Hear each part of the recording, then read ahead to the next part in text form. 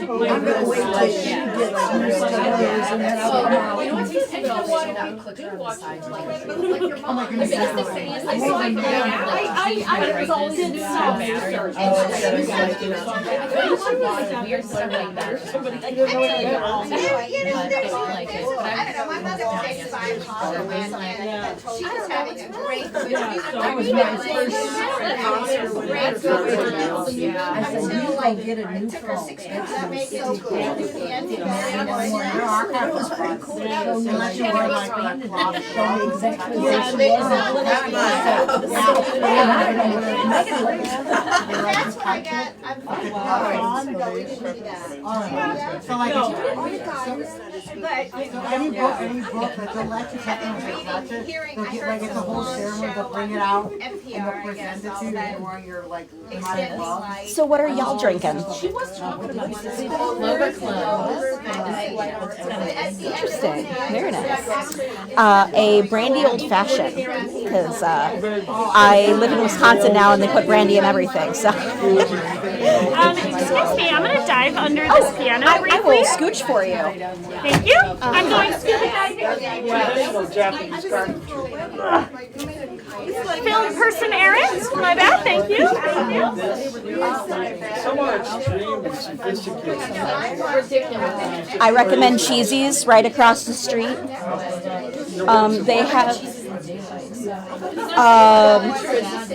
They have one of my favorite things is the chicken tender. It's literally got chicken tenders in the grilled cheese. They also have it's called the Frenchie, and it's like a French onion dip in some good shit right there. This body was not built by salads, and I have been to Cheesy's many a time, so. So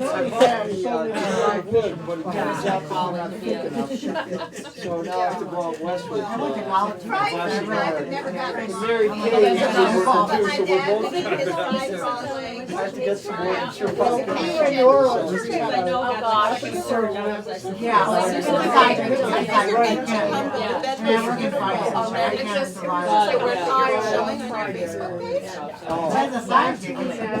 If you like your name, I love the way you were sloshing it together with all the wood, like just. even if it's or like what would you like? Yeah. And you can find I it. want separate colors. I like, yeah, there, I don't know, fried food, I like the oil oysters. They were better like And they would put, that's the only way I Every know good that. I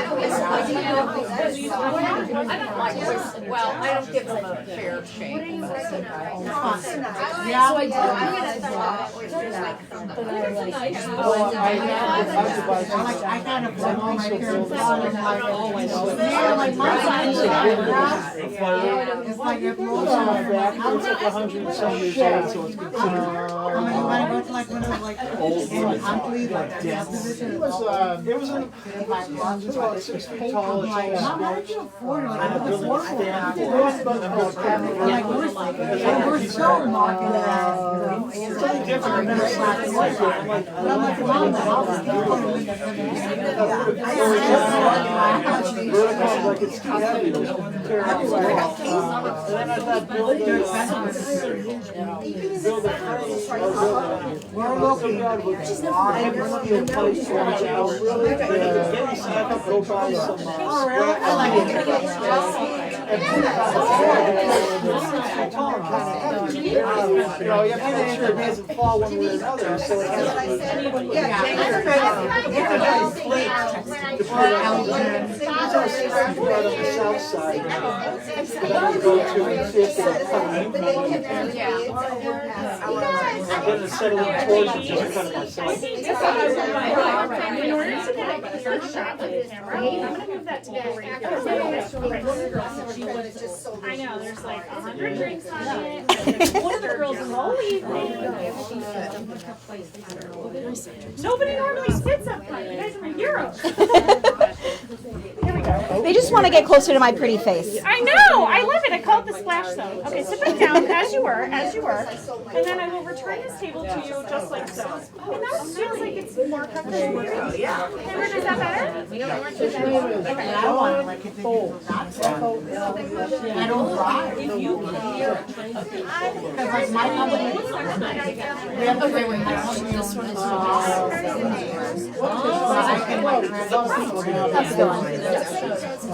yeah, it's just 90 minutes. I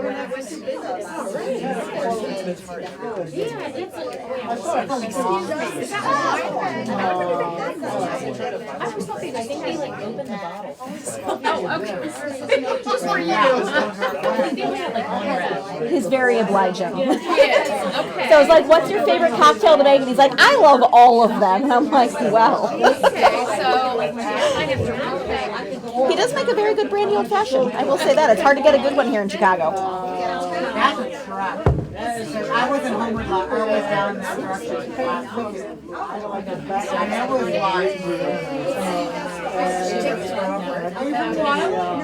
was I like Homewood a lot.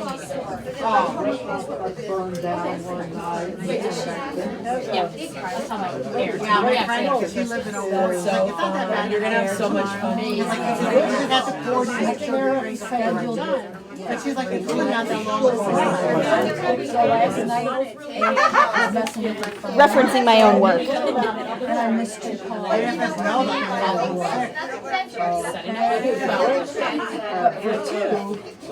yeah.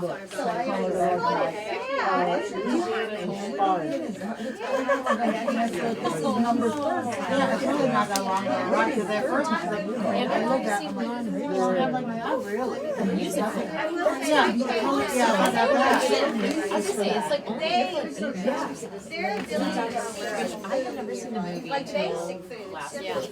Sorry? Would you mind if I steal your chair for a minute? Sure. Let me put that right. Kindly. I'm going to say nice things about you now. I love that. All right. Hello, everyone. Welcome. How are we doing? Everybody hear me in the back okay? Yes. Let me just scoot this over a little bit. Hello. Welcome, everybody. It's so nice to see your smiling faces. Thank you guys for being here. Thank you for wearing a mask, even though Chicago's decided COVID's not a thing anymore. It is, we're a small nonprofit, so for legal reasons, we would like you to continue wearing a mask for the rest of our 2 more lectures, so it's okay. Then we're going outside for the rest of the summer, and y'all can do whatever the hell you want. We are at our third to last lecture in our winter lecture series. We have just 2 more left. Next week, we're going to have B. Hardy joining us to talk about the history of the lottery. Believe it or not, it started in Bronzeville and was originally a sort of community game created by the Black community of Chicago, which was then later co-opted and turned into the lottery we know it as today. So it'll be a really fantastic talk. You shall be here again next week. You can already get tickets. And then 2 weeks from now, Anthony, who's here, I'm going to point him out. Anthony is going to be talking about Chicago's lost dime museums. You used to be able to pay 10 cents to see all kinds of crazy shit in Chicago. So that'll be our final lecture of the season. And then I'm incredibly excited. This is the first time I've ever said it out loud. May 4th, we will be doing a spring fundraiser. We are a 501c3 nonprofit organization. We do not get fancy grants because we do not have time to apply for them.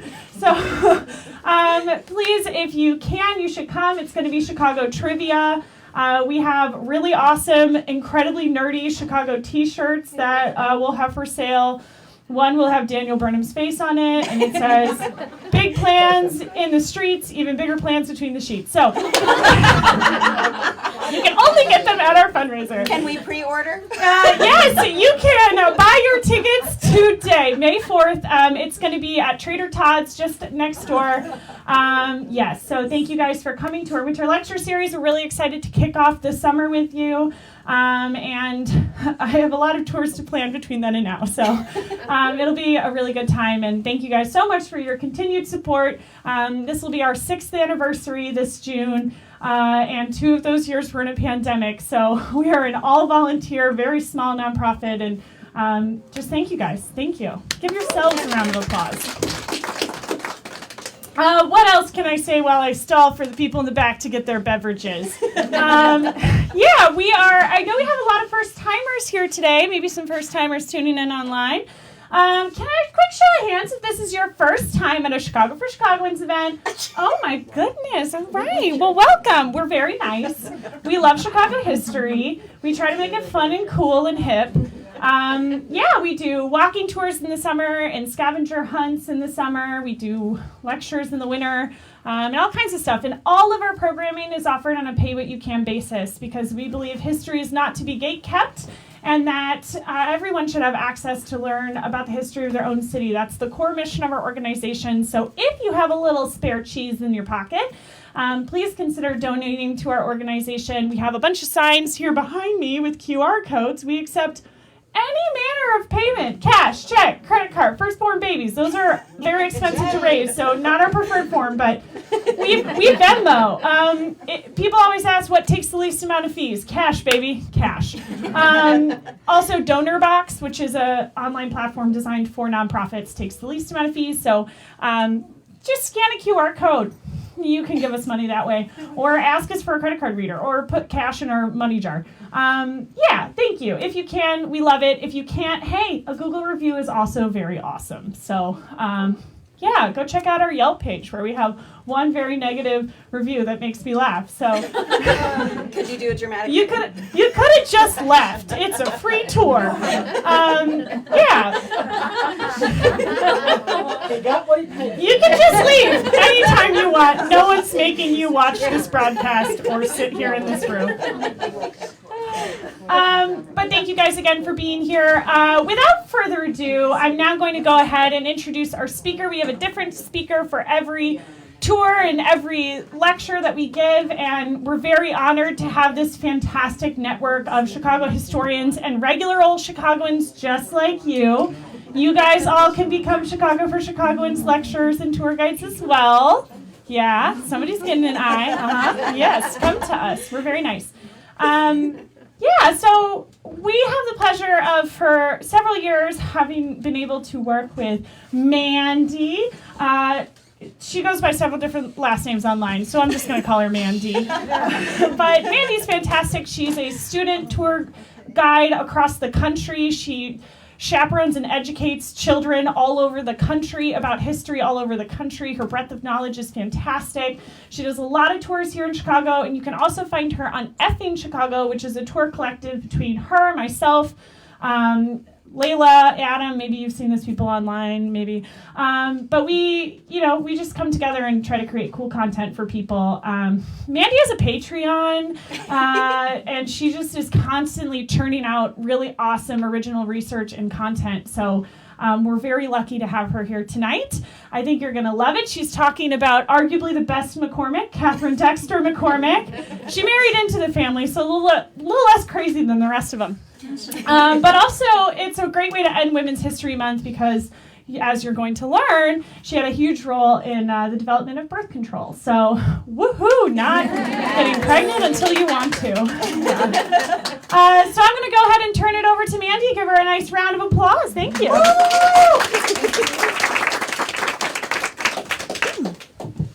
Well, hello, everyone. I have to adjust this because I'm much shorter. Pint-sized, if you will. Hi, everyone. I'm Mandy Crypt. I've been doing tours here in Chicago for a little over 6 years now. And as Patty has said, I do student tours where I take kids all over the country and tell them ostensibly how the government works and give them, history about not only Chicago, but New York, Boston, D.C. It's great fun for me. And then I do work with Effing Chicago, which is a collective of tour guides behaving badly. This means that we get to wear whatever the fuck we want and say whatever the fuck we want as long as it is correct. And also basically just dive into the stuff that we really enjoy, the stuff that we don't get to normally talk about on those corporate tours. And it also gives me the freedom to work with awesome corporations, or not corporations, but nonprofits such as Chicago for Chicagoans. I am really glad that I found them. They're just awesome people. So without further ado, let's talk a little bit about Katherine Dexter Mccormick and the birth of the birth control pill. So first of all, to understand why she was so interested in developing birth control and making it accessible to everybody else, y'all need to understand a little bit about the McCormicks. So I'm going to try to fit this all in a single paragraph on my trusty notebook here. There's a lot to be said for them, but one of the best quotes I've ever actually found of the McCormicks was actually written by a novelist named Arthur Meeker Jr., and he said that they possessed a certain not undistinguished goofiness. So in that, you can say quite a bit. You can infer quite a bit. This is one of the richest families in the world, and both in money and in personality. They range all over the board between left and right sides. Some of them are very central, and there are mental illnesses, both hilarious and tragic, just all over the board. Many of them are incredibly eccentric. One of them actually turned out to be a Arabian horse farmer, which I thought was really interesting. Some were Nazi and Confederate sympathizers, which is not so fun. Some used the newspapers for their own petty rivals. I'm looking at you, Sissy Patterson Medill. She was basically a granddaughter of one of the Mccormicks, and she definitely used her newspaper to talk about Alice Roosevelt.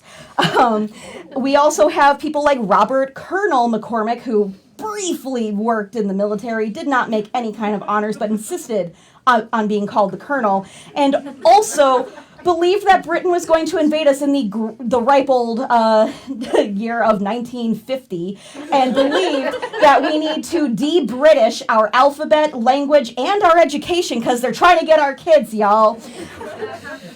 So that's the family we're talking about today. But Katherine, as Patty had mentioned, married into this craziness. She was not actually blood-born of this family, but believe me, she had plenty with them. Now, before we also get into her, let's talk a little bit about the landscape of birth control and contraception before the pill.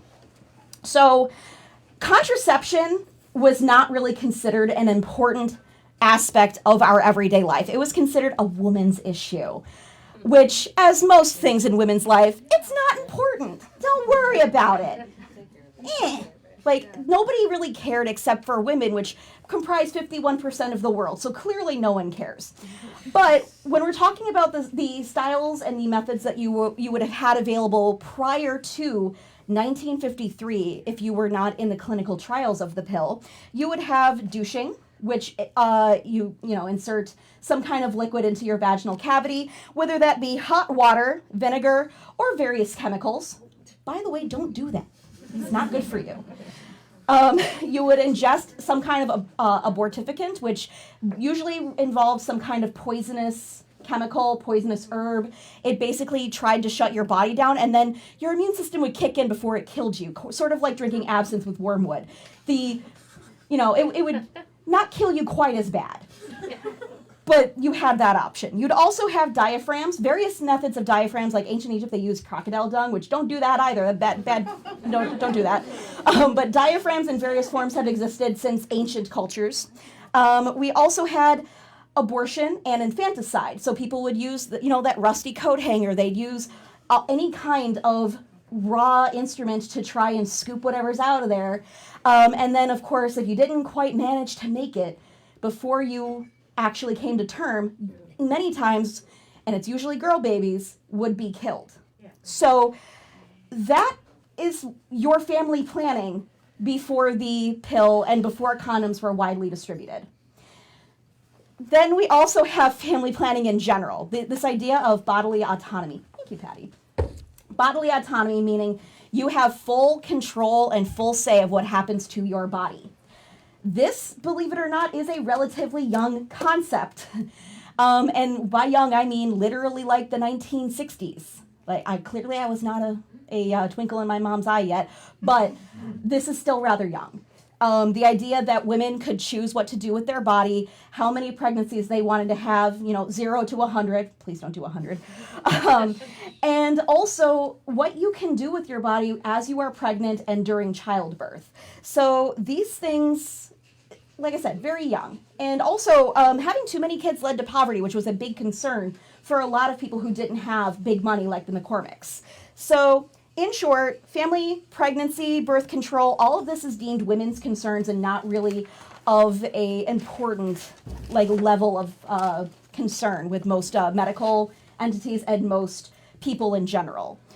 Now we move into actual Katherine Dexter McCormick and her life. Basically, we're going to run down through her life, beginning to end, and we'll talk about the pill as it comes into view. And we have a couple printouts on some of these tables so you guys can, look along and see what she looks like. It just, I thought she was pretty cute. So Katherine Dexter McCormick was born August 27th, 1875 in Dexter, Michigan, in her grandparents' home, which is Gordon Hall. And her parents were Wirt and Josephine McCormick. Wirt was a very prominent lawyer here in Chicago. He was very well respected, very well liked family. Josephine was an activist. She was very big into women's rights and suffragettes. And actually, after you heard that we had a Chicago fire here in 1871, right? Y'all know that happened? So after the fire happened, her father actually was one of the lead members of the Chicago Relief and Aid Society. So they were, from her foundation, she was part of a family that was very vested in other people's well-being and in helping people who were not able to help themselves.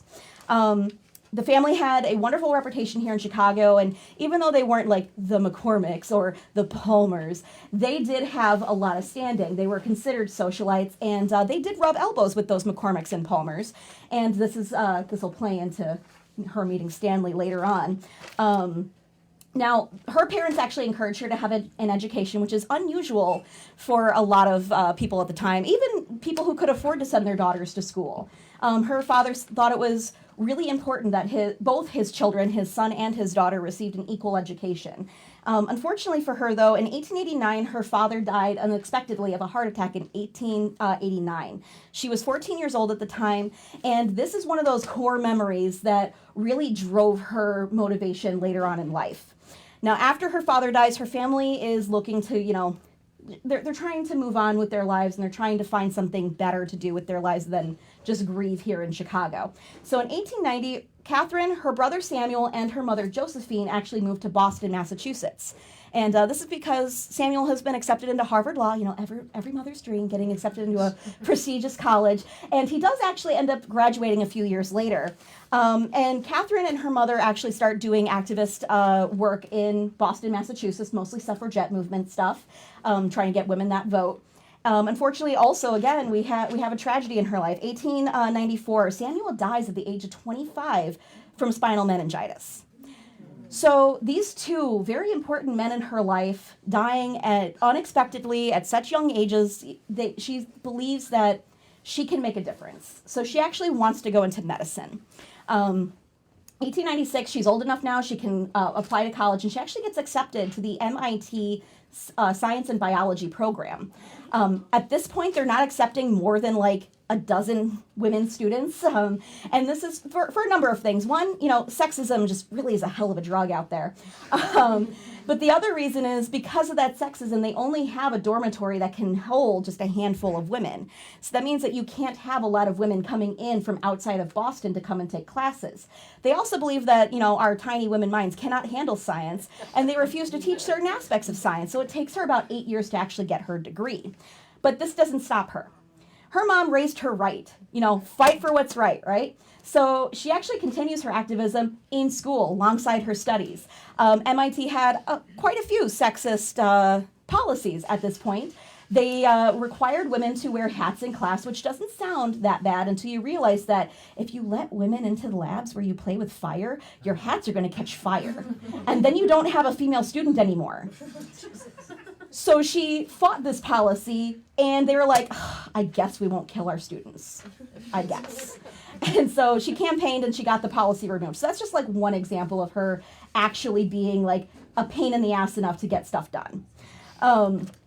So she works through her schooling, and then she keeps hitting brick walls with MIT. They refused to actually teach her core aspects of science that would get her into a medical program. And so she actually takes a year abroad, and she goes to Germany, where she learns all kinds of things about science, but she also learns German, French, ancient Greek, and some foundational medical science, which is pretty neat. Now, she comes back, and about 1903, she starts meeting up with those wacky McCormicks. She actually reconnects with her childhood friend, Stanley. And Stanley is the youngest of the McCormick children. There were several other children before him, but Stanley was, Mommy's favorite. And there were issues that come with being Mom's favorite. And he was trying to, get out of his shell a little bit. He had been going to college, and they meet each other in that, university track. And Stanley is just enamored with Katherine. Not only is she a beautiful young woman, she is feisty, and she knows how to converse. She knows how to talk, and she is smart, and she's got ambition and motivation that he's like, I don't want to do shit. Like, I'll let you do shit. Like, he had been raised to be the back-of-house handler of the Mccormick Reaper Foundation, and he's like, I don't want to do that. But yeah, so he starts courting her and taking her to dinner, and they go to shows, and he brings her gifts, and this is pretty, like, on par for society at the time. You know, people who are in society are supposed to marry other people in society. And initially she had turned him down when he had proposed to her, but he was like, come on, I don't want to do shit, you do shit. I can help you do shit, I've got money. And she wanted to continue going to school, but he's like, lady, if you marry me, I'll let you go to school. I'm assuming that that's how that happened, because we don't actually know why they ended up getting married and staying together for so long, but I'm assuming that that's what happened. So they eventually wear her down. She caves to society's expectations of women at this time, and despite wanting to go to medical school, she actually gets married to Stanley on September of, hold on one second, dates. Yeah, I know, numbers. September 15th, 1904. She finally says yes, and she takes, everybody to the Swiss chateau her family owns, and they have this lovely wedding abroad. You can see the picture on the second page. This is probably the happiest point in their marriage, just so you know. And I say that because even this night is fraught with peril. To understand the relationship between Katherine and Stanley, you need to know a little bit about Nettie, his mom. Nettie is probably the entire source of the insanity in the Mccormick family.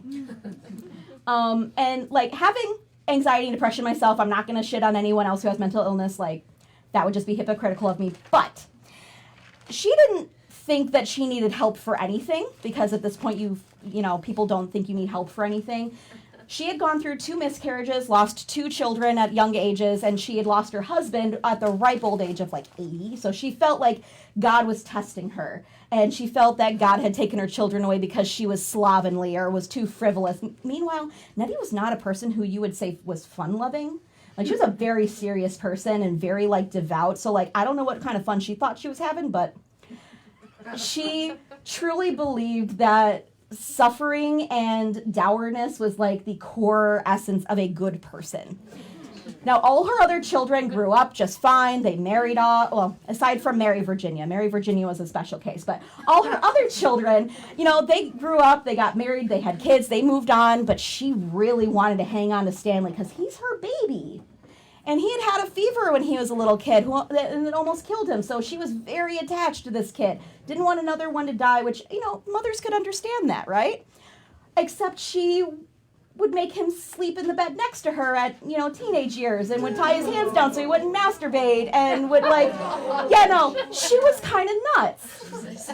So knowing that, she insisted that she ride in the carriage with them to the hotel on the wedding night, and that he needed to come home after he did the thing.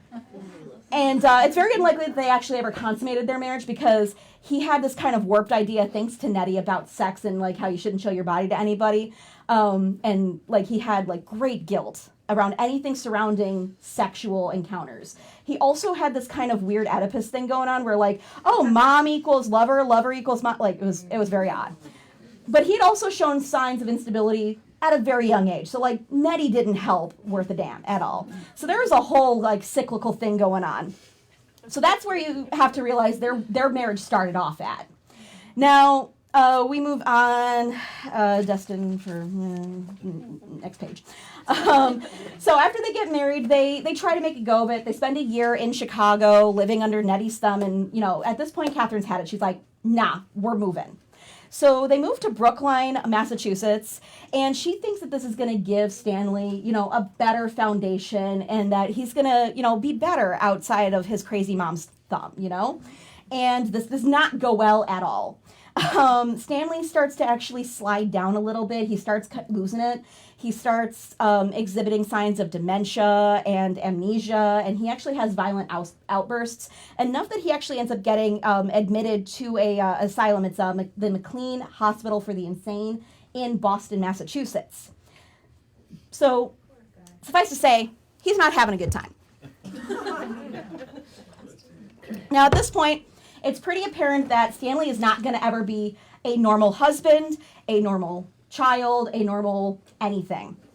So they start making plans for him, like they did his sister Mary Virginia, who, and by the way, he was officially diagnosed with something called dementia praecox, which is old speak for schizophrenia. His sister had also been diagnosed with the same thing. This is also part of Nettie's like, oh my God, I'm a terrible mom. God's punishing me because my kids are crazy. She had that thought going in her mind, which is also why she continued hovering over Stanley. So 2 of her kids have schizophrenia, and we have no idea how to treat schizophrenia in the 1900s. We think that diet and good air and talking about it to somebody who doesn't know you is going to fix things, and it doesn't.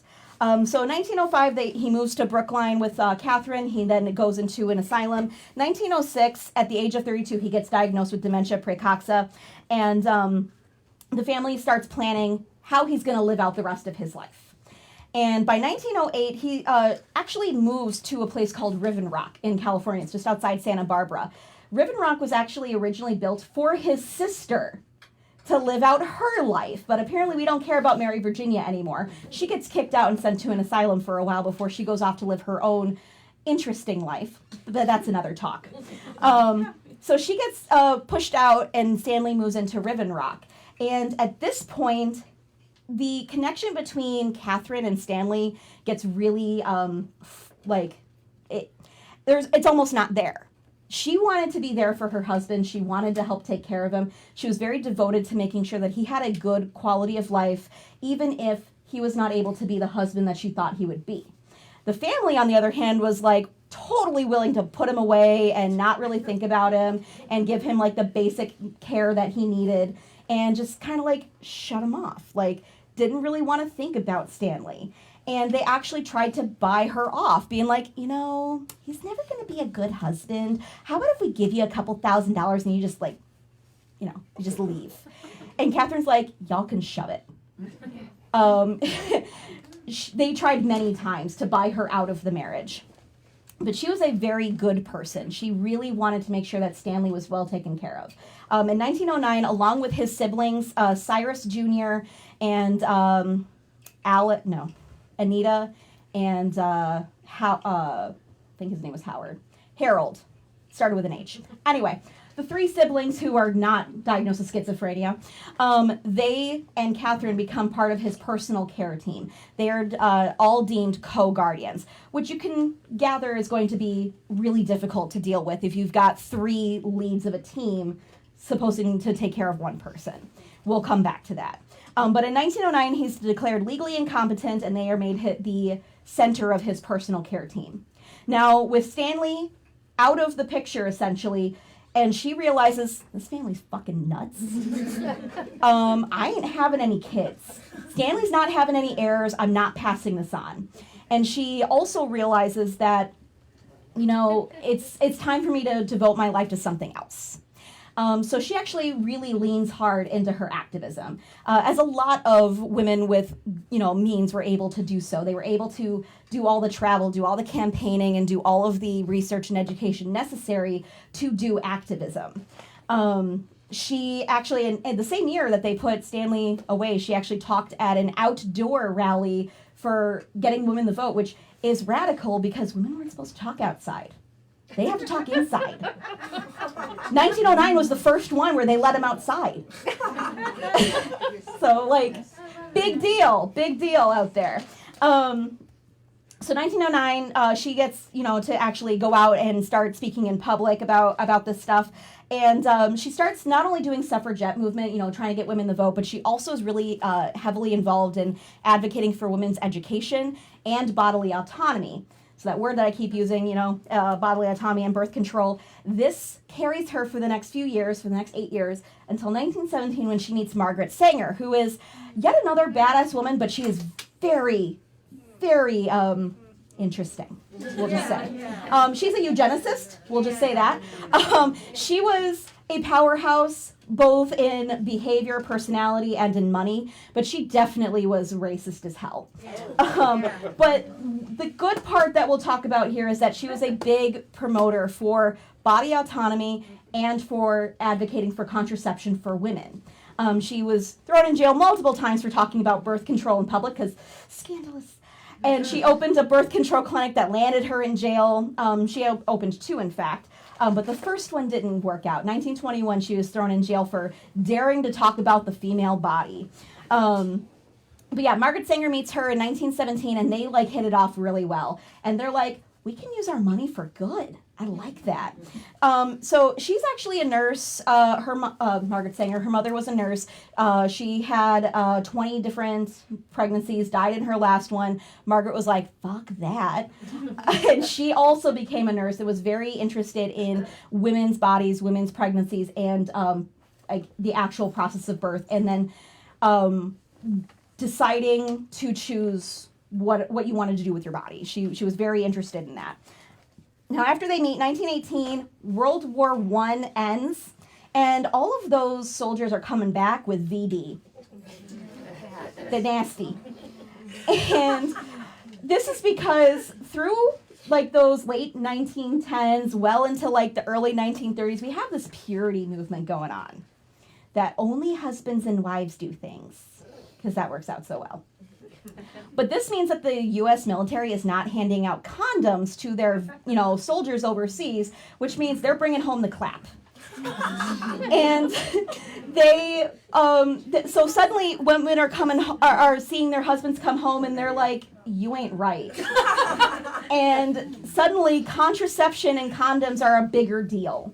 So we start seeing that ball rolling on trying to get women safer access to pleasurable sex.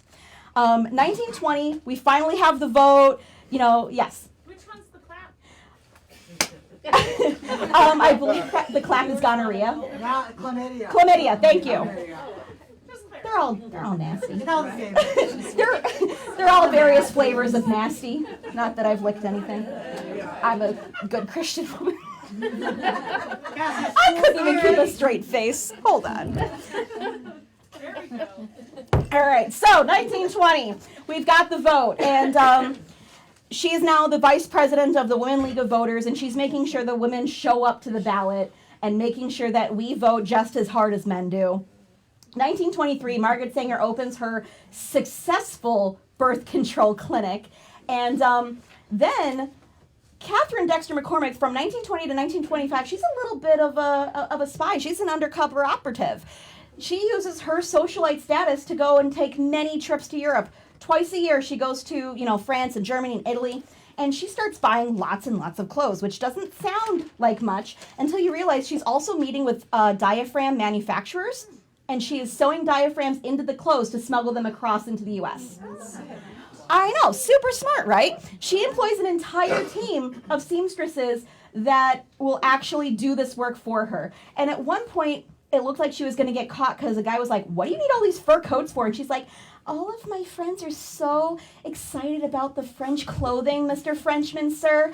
I can't, they just want all these really nice clothes. And he's like, of course I'm flattered. And lets her go through without a second thought.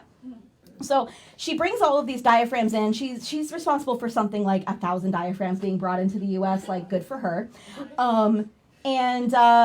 She is very, very, very influential in getting that very crucial step of birth control into the hands of everyday women. 1927, she starts moving a little bit away from birth control for a minute because Stanley is having some issues with schizophrenia. It's getting worse. At this point, most of their contact is through letters or phone calls. A couple of times she went out to Riven Rock and she'd stand behind a bush with a set of binoculars and watch him from the bushes, which is really funny to picture in your head. But that's where they're at. And she's getting these reports from from his care team saying, it's getting bad. He's not doing so well.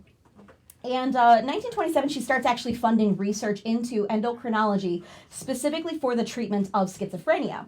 Now, mind you, she's had a degree in biology, and she's keeping up with what's going on in the world. She's keeping up with how medicine is evolving. She's got subscriptions to many different medical journals. She's been keeping up to date. And she realizes that endocrinology is a burgeoning subject that needs looking into. So she starts funding endocrinology specifically for schizophrenia. And she believes that hormone therapy will greatly improve Stanley's life. Unfortunately, sexism strikes again, and you're a silly woman, sit down, go make me a sandwich. The doctors in charge of Stanley's team and the Mccormick family are like, you dumb. No, talk therapy for schizophrenia. We now know that schizophrenia is definitely a chemical imbalance that is fueled by an imbalance in the endocrine system, so good on her, she knew what she was talking about.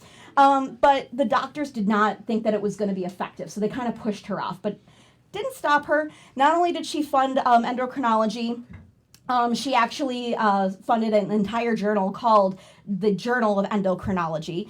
She's like basically giving a big FU to the McCormick family.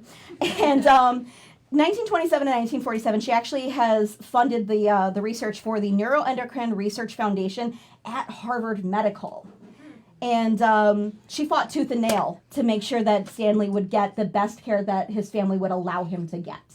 Now, again, every couple of months they're like, do you want to check instead of a marriage? And she's like, fuck off.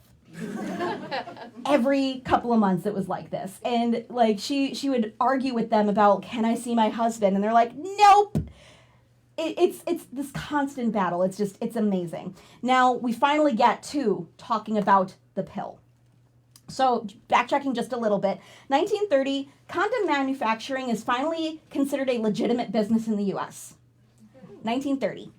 They've been around since Henry VIII's time, at the very least. So we're a little behind here. Despite the purity movement in the United States, condom manufacturing is becoming a much bigger industry. There's several companies that are actually doing the thing and distributing them, and they're trying to work on the U.S. government to be like, hey, can you put those in your care packages so they don't bring home the clap? Now, 1937, the American Medical Association finally makes it a core requirement to learn about contraception as a doctor. So 1937, like amazing. But they do not require it to teach it to the patients. So what is that knowledge good for at that point? And it's just my question. Women are still using outdated and unsafe methods. All those methods that we had talked about before. And I just want you to think a minute. You don't have to raise your hand. You don't have to tell me. But have y'all ever had an instance where like, oh shit, I might be pregnant? Yeah, like I will say I've had a couple. Let me tell you, I would have been a mess if I had actually been. But without this type of contraception that we have today, I would have been in deep shit. So just think about that. We're still using those outdated and unsafe methods, despite the fact that doctors know better ways to protect your physical health. They're lying to you. November 16th, 1937, Josephine Dexter dies. This is her mother. Now, her mother has been a constant support her entire life, has been there right by her side, helping support her through all the mess with the McCormicks, with Stanley, and with, pushing for her activism, both in women's education and in body autonomy. So her biggest support has died. But mommy left a gift of $10 million. So, and this is in 1937 money. So that's a lot of money. And she's like, I'm so sorry, you're godmom, but you know what? Thanks. And she uses this money for good. She starts funding more research and more education and putting into more philanthropic works. She does not just, rest on her laurels. She doesn't just, enjoy downtime. She shares this with other people. 1938, contraceptive companies, there's about 600 of them in the U.S. for various, condoms, diaphragms, things like that. And there is still this pushback, particularly against religious movements where they're like, the devil's gonna get you if you try to have sex before marriage. And if you're married, you should want as many kids as you want. That quiverful movement, which is, what the hell? Anyway, so the religious movements are very, they're pushing back against contraception and family planning because you should take whatever God gives you and you be happy about it. There's none of this you planning bullshit. But people are tired. They're tired of having 12 kids and watching, 8 of them die, and then mom dying when she's at 38 after all these pregnancies. Like, it is, I'm not mincing words here. It was brutal for many women to have children and to be raising these children. And it was difficult for, most families to get by. So family planning is becoming more and more important in the eye of America. And when I say that, I mean American women. Because at this point, the American Medical Association doesn't give a shit. They don't care that women are calling for more access to birth control. They want something that will ensure them full control of their body. And they're like, that's nice, honey. I don't care. So moving forward, 1942, Planned Parenthood finally opens. Planned Parenthood. That opens with the combined backing of many people, including Margaret Sanger and Katherine Dexter McCormick. Now, a couple years go by, 1947, unfortunately, Stanley dies. He dies at the age of 72, and he dies of pneumonia in Ribbon Rock. His body's transported back here to Chicago. He is planted into the family plot in Graceland Cemetery, and he leaves Katherine. Now, I skipped over this bit when we were talking earlier about him, but he loved his wife so much when he was lucid that he wrote his entire estate off to her. The night of their wedding. So that means that she got, in the settlement, $35 million when he died. Family was not happy. Family was pissed. So she actually fought for 3 years to settle his estate between various monetary gifts to charitable organizations and a settlement with the McCormick family. She ended up taking home $15.7 million. Only $15.7 million out of the 35. But that's still a hefty chunk to come home with. And now that Stanley's dead, she's free.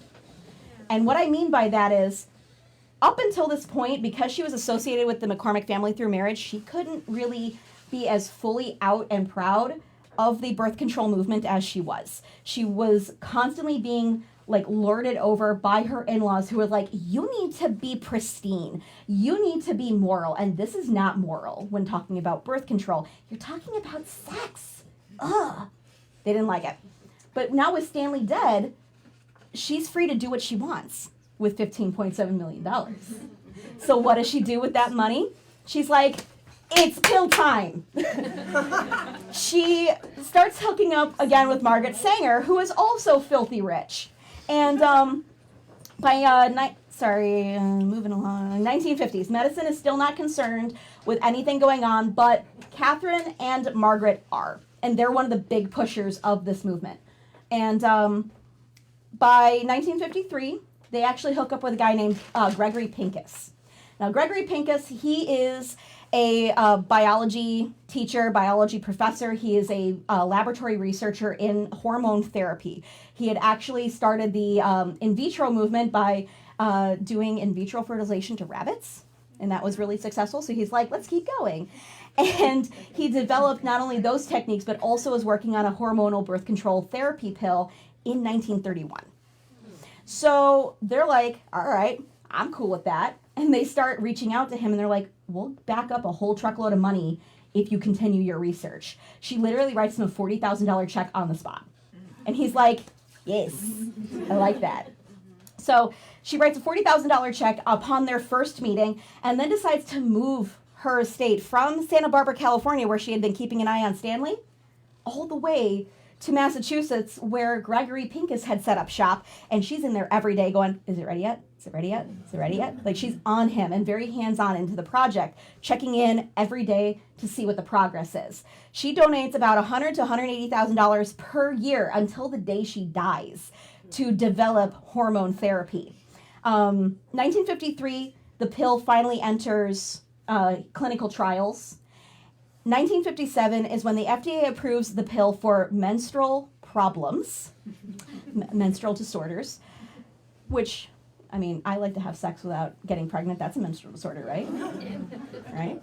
1960, the FDA finally approves the pill for the purposes of birth control, which is amazing. 1960, it took us that long to find it. Now, mind you, at this point, by the time 1960 rolls around, we still have things called obscenity laws and Comstock laws, which means that you cannot talk about birth control or female body parts in anything going through the mail. So you can't write your best friend being like, oh, my cramps sucked this week, because Comstock laws are going to get you. They will search through the mail if they think you're talking about periods. So 1960, they're not allowed to send anything through the mail saying, hey, the pill is out. Go and get your pill. Go make sure you can regulate your periods. Go make sure that you can handle your endometriosis. Go make sure that you can have sex without having children, even if you're married with 8 kids already. There's none of that until 1970. 1970 is when birth control and the female anatomy is removed from obscenity laws. It took us that long. Right? That's what I said. 1970. Female body's been around since for fucking ever, and we still think it's people today still think it's obscene to say the word vagina. I said it online. I said it. Anyway, 1970 is when birth control, censorship, and obscenity is removed from the censorship laws. Did you have a question? Oh, okay. Now, after seeing her dream of giving women a tangible hold on their body autonomy, she's like, cool, my work's not done yet. And she moves her focus from body autonomy into women's education. She actually goes back to her alma mater. She goes back to MIT, and she's like, y'all ain't doing so good. You only still have a dozen female students. What the fuck's wrong with you? It's 1960. She starts funding a dormitory for women, because at this point, the only dormitory that MIT had only held about 50 women. So a little bit better than when she was, going to school there, marginally. But 50 women. This means that only 50 women outside of the main Boston area could actually come to stay at MIT to study. And she's like, oh no, bitch. We're not having that. So she builds a new dormitory. She names it after Stanley, the Stanley Mccormick Dormitory Hall. And she named many things after him, by the way, because she was like, he can't do these things for himself. I'm going to make sure people remember him. So many things are not named after her. They're named after Stanley. So if you see Stanley McCormick something, it's probably her. Nice. Yeah. She put herself in the back seat on that bit. But yeah, she funds a new dormitory that will accept another 100 students, which is great. And she also funds a taxi service for people who cannot come to stay on campus. So that way people in the surrounding areas can come to class. And she's also talking to the administration are y'all letting women learn science yet? And she makes sure that there's more equality in education. Because again, 1970, they're still oh my God, tiny women brains can't handle shit. Never mind. I got words about that, but again, that's another talk. Anyway, she makes sure that women have better access to equal education. She also talks about having access to public arts. She's a big driver in the arts movement. She donates lots of money and lots of pieces of art to the Art Institute of Chicago, where I do tours at. Nice. And she also donates quite a bit to the Santa Barbara Museum of Art, which is really awesome. She is also campaigning for equality across the board. She's campaigning for all kinds of body. Now that we've got birth control on the docket, she starts moving into other things. You don't need your husband to tell you anything about your health.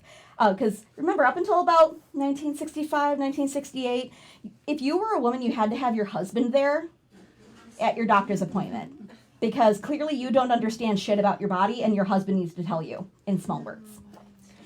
Yeah, right? It's crazy. So she's fighting for that, having privacy at your own doctor's appointments, having the ability to go to a pharmacy and not be turned away because your pharmacist is an a-hole. She's working on that. And she works literally until the day she dies. December 28th, 1967, at the age of 92, Katherine Dexter McCormick has a stroke in her sleep. So she goes in the best way possible in her sleep. How awesome is that? Well-deserved ending. But she dies very peacefully in her home at the age of 92. Through her will, she donates millions of dollars to medical tuition for women, for research for endocrinology into schizophrenia, into women's health, donates thousands of dollars to funding public art and funding various art museums across the country. And Here's the kicker. There was not a single obituary written about her anywhere. What? That is why you know nothing about Katherine Dexter McCormick. She never made into a newspaper when she died. All of this, if you have enjoyed sex without the fear of getting pregnant, like show of hands. If you have ever enjoyed sex without the fear of pregnancy, you have her to thank. And she didn't have an obituary anywhere. Get mad! Get mad! So this is her obituary. This is her homage. Like, thank you, Katherine Dexter McCormick. When she died, she was taken to Graceland Cemetery, and she's buried beside Stanley in a nice little plot next to him. And what's really funny is they're in the corner away from the rest of the family. They're kind of shoved off to the side, like on the side of like somebody else's family plot, because nobody wants to deal with them. But they're off in their own little world, and I'd like to think that, they're a bunch of sassy ghosts, and, they're actually enjoying the afterlife together. That's where I'd like to end. So yeah, that is the life of Katherine Dexter McCormick and the birth of the pill. Yes, questions. Don't be shy, I like questions. Yes. Really good. You mentioned she didn't get an obituary, but she was tied to obviously a very prominent newspaper family. Was it just that disconnect of them not liking her being married to it, like somewhat contributing to that? Absolutely. The Medills, the McCormicks, the Pattersons, they all kind of like were in their own little like family cult, so to speak, and they owned between them like 30 newspapers across the country. And yeah, no, they were big movers in the newspaper world and the journalist world, and they absolutely were like, good. I don't care. She's not going to make it into our obituaries. And because she didn't have any children to fight for her, nobody really cared. So we have to be her children and fight for her. Yes, we do care. Yes. But good question. Yes. Yes. Okay. So I can't help but think about the fact that Mackenzie Scott, the scorned ex-wife of Jeff Bezos, Amazon, just made the largest ever single donation to Planned Parenthood of America. Yes. I'm so happy about that. $5 million. Yeah. In follow-up, same day she gave $436 million to Habitat for Humanity. So. Gotta love her. She's sticking it right to Bezos. Fuck him. My first question Yes. is, do you think men will ever leave us alone and just give us their money? Fuck no. Absolutely not. Like, men as a whole do not care about giving women any kind of power, which I'll get to in a second. But what's your second half? Do we always have to pay for it ourselves with our blood money? Okay. So it is kind of interesting that private philanthropy has paid for women's reproductive rights. Mm-hmm. Do you think that will always be the case? Do you think we'll ever see a turning of the tides? That's the educated version of the question. Sure. Repeat the question and then answer. So, do I think that philanthropy will always be the way that we get major breakthroughs versus the common man coming together to push for those breakthroughs? I think that we're reaching a point now where it's a mix, because we now have tools that we didn't have before. Like in 1903, there was no Twitter. We couldn't harass our representatives online, which, by the way, figure out who your representatives and go harass them about shit. If you do it enough, they will remember you. Yes.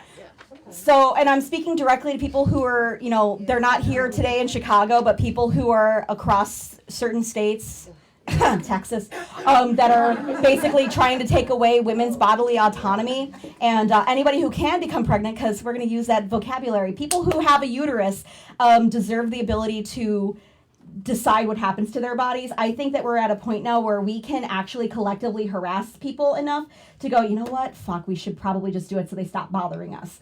But I do always think that there's going to be a massive need for money, because nothing happens without money. So we're going to have to make rich people care about everything else in order to drive it forward. But I do think that we have an ability to play an important hand in that. Good question. Sorry, it wasn't a real question. Oh no, I mean that's all right. But yeah, do I think that men are ever going to leave us alone and do things like the men you know and love will absolutely give you power. But if they're one step above you, they're going to be like, psh. And we've seen that over and over again. As a person who has studied history and has gotten big mad about a lot of things. I can tell you that one person can be good. One person can be smart. Collectively, they suck. So unless we get to a fully equal, even playing field, it's never going to happen. I saw a hand go up in the back. Sort of along that line, you talked about this being a women's issue and how that was one of the ways that it was like pushed aside. Mm-hmm. With like recent men's birth control talk and also getting shut down for cramps and Oh, side I get. effects. Like, do you think that this notion of it being a women's issue and shifting to, speak to people, all sorts of people will change that? Or do you think it like pushes that message further? So the question at its core is, do I think that birth control is going to be an everybody issue or just a uterus owning person issue? There was a trial in the U.S. recently for a male or testicle owning individual birth control pill. I say that because I'm inclusive, y'all. So there was this clinical trial for male birth control, and it was stopped because men complained of things like cramps and having a weird sex drive, which, by the way, was when Enovid, which was the original pill, came out, women also complained of the same thing, but they're like, hey, it does the job. We don't care. They dealt with the same things we dealt with. Today, when we have better things like, nice heating pads and pain pills and stimulants that could help us out, they didn't have none of that shit in 1953 when they were starting the clinical trial. So what I think is, I think that we're going to have to, basically treat clinical trials in the same way. Like, take all side effects seriously, but also, if women can deal with it on a daily basis, y'all men can deal with it too. It shouldn't always be on us. Family planning and birth control, contraception, all of that, it literally takes two people to create a human life, and it should be on both parties, is my opinion. Yeah. Any other questions? Questions, thoughts? I like the question. Yeah. So they didn't live in Chicago for very long as a married couple, her and Stanley. So her and Stanley only lived in Chicago as a married couple for 1 year. Okay. They moved to Massachusetts. They lived in Massachusetts for a couple of years, and then he moved to California. And she kind of bounced back and forth between Chicago and California, making sure that Stanley was doing okay and keeping tabs on her family here in Chicago, keeping tabs on all the projects that she was working on, because there was a base of League of Women's Voters here in Chicago that she hung out with. So she kind of bounced back and forth. But so I consider her still a Chicago badass woman. Yeah. Initially, I know she married a Mccormick, and Mccormicks were incredibly Presbyterian, and they were at one time very conservative. Mm-hmm. Was Katherine also Presbyterian when she married into this family? Because initially, Presbyterians would steal money from Catholic workers and go into the seminary and oh, we don't care, we're going to slash your salary. It's going to a better cause, the Presbyterian seminary. But was Katherine also a Presbyterian, or did she marry into the family I need to convert now? I think that they were a flavor of Christian. I don't know exactly what she was, but she wasn't one of those conservative types, because she had been taught at a young age to give a shit about other people. That's the best kind. Yeah, so I grew up in the United Church of Christ, which is very much the same kind of flavor. Give a shit about other people. We don't look too close at what is canon and what's not. Just be a good person. That's the best part. Yes. It is the best part. For the record, I'm a recovering Catholic school girl, so 11 years of Catholic school. I know, I went to Catholic school for 12 years, so I've heard quite a bit of stuff. It's been quite a ride. But I think that Katherine Dexter McCormick was a flavor of Christian, but she wasn't It was the good part. Yeah, it was the good flavor. We're talking the cherry flavor, not the black licorice flavor. Okay, good. I fucking love black licorice. You're a monster if you like black licorice, and I'm not sorry. Questions? Yeah. I just want to give an advertisement or an ad for the League of Women Voters, Mm-hmm. because it got started started by the suffragette movement, and I'm a member. Oh, yay! And- Give it up for So her. I was a member in New Orleans, and I joined in Chicago right away when I got here in December.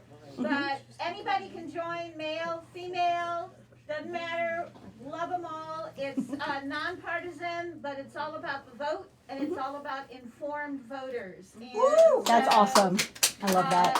If you want a place to plug in the midst of this morass, it's a great place to be. So just That's saying. awesome. Just saying. Really happy about that. Yeah. They let you vote? They let me know. I'm the daughter of a Mexican.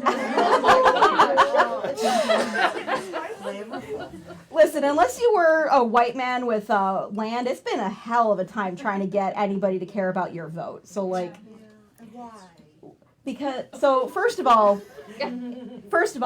they believed that if you were not white, because white, this is, again, an entirely different lecture, but I'll dig into it. White people in Western culture, because you have light skin, and there was this morality placed on color, like if you were a dark-skinned person, you're clearly not loved by God. If you have any kind of deformity, you're not loved by God. If you're white, you're bright. You have this glow about you. Clearly God loves you. So there's that aspect of white voting here in the US. And then people who have money can afford to buy land. People who have land and who have money, clearly you're important. So we must care about what you say.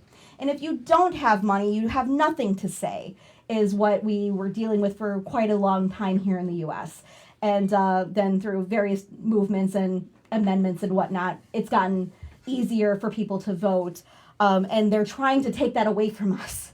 They're trying to take away anybody who is, at this point, not GOP. I'll let y'all know I'm a dirty socialist, by the way. Again, sorry, not sorry. Right with you, girl. But there are a lot of people in the U.S. who don't want anybody who's not GOP to vote. So there's quite a bit of gerrymandering. I mean, there's gerrymandering on both sides, but it's particularly egregious on the red side. And it's harming communities of color, it's harming indigenous communities, and it's harming primarily impoverished communities. So, and all of that kind of gets rolled into the, not white man landowning category. We are still dealing with it. And it's just because we kind of suck as a country in some ways. Yeah. Like another question, was it difficult to find information on her since it seems like she was so maligned? A little bit. There were quite a bit of digging that I had to do through other members of the Mccormick family, which at some point I'm actually going to do a talk on effing Chicago about those wacky McCormicks. Because a good title for the topic. Yeah. It's actually going to be called Those Wacky McCormicks is what I'm calling it. But yeah, no, I did quite a bit of research on her through other members of the family. Yeah. Are the McCormick still around? Oh, yeah. What do they do now? What do they do now? Well, as I mentioned, one of them is raise Arabian horses, which is kind of cool. Like we all do. Yeah. They're really interested in, agriculture. Okay. So a lot of them own, hobby farms and, donate to farmers' organizations. Some of them still work in journalism. The family at large is worth, over $300 million as a family, Are any of them available to date?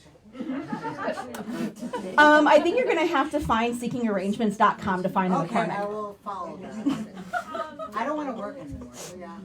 Yeah. To clarify, the McCormick family as a whole is worth $300 million, and Mackenzie Scotch has donated $275 to Planned Parenthood. Correct. Okay. Yep. Because Jeff Bezos is richer than God, and she got half of God's money. So. And he's building a penis rock. Oh, he sure is. And she's helping Now, mankind. here's the thing about. So getting a little off topic. I use Amazon like every other person in this country because it's kind of hard to avoid using it. But for the record, Jeff Bezos, you can eat my entire ass. Thanks for your money. Exactly. Thank you for giving Mackenzie half your worth so she can donate to things that piss you off. Final thoughts, final questions. Yep. Yeah. Yeah. So I know when she would go to Europe and be kind of ingenious about getting contraceptive back to the United States. When the birth control pill finally came out, there was laws that prohibited them putting it through the mail. Were there any ingenious ways that they would distribute that information to women? There were. So the question was, when she was smuggling contraception, particularly diaphragms, into the U.S. and smuggling them in clothes, there are similarly clever ways that she would smuggle information and the birth control around the country. Yes, again, they would hide it in things like she would sew them into the lining of fancy hat boxes because they wouldn't ever rip up the lining of the hat box because she's a rich lady and can sue them. So they would check the hat box. And then she'd mail it off, and there would be a diaphragm in there, and there would be pamphlets about where you could get more.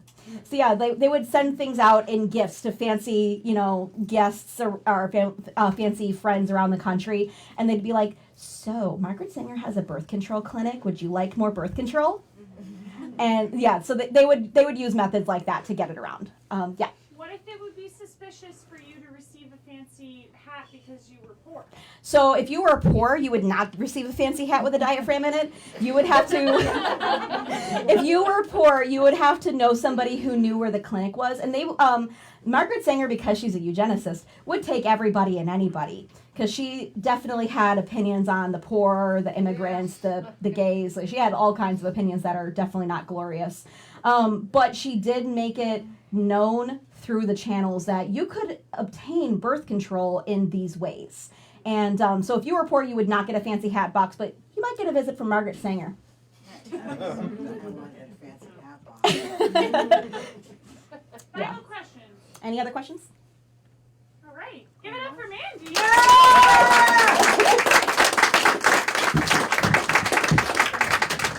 Where to beg people for money. Thank you guys again for coming. Thank you so much. Again, we'll be back here next week to talk about the creation of the lottery in Bronzeville when it was called Policy. It'll be great. 2 weeks from now, we're talking about dime museums. And then please keep checking our website, chicagoans.org, which is where you can find information on all of our programming. We always have different speakers. And lastly, if you can afford to give us money, we appreciate it, and we are accepting any and all donations from Mackenzie Scott. Thank you. Thank you, guys.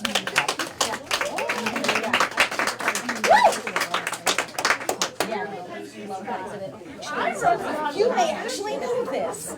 I actually took a picture of her, and I want more information on her.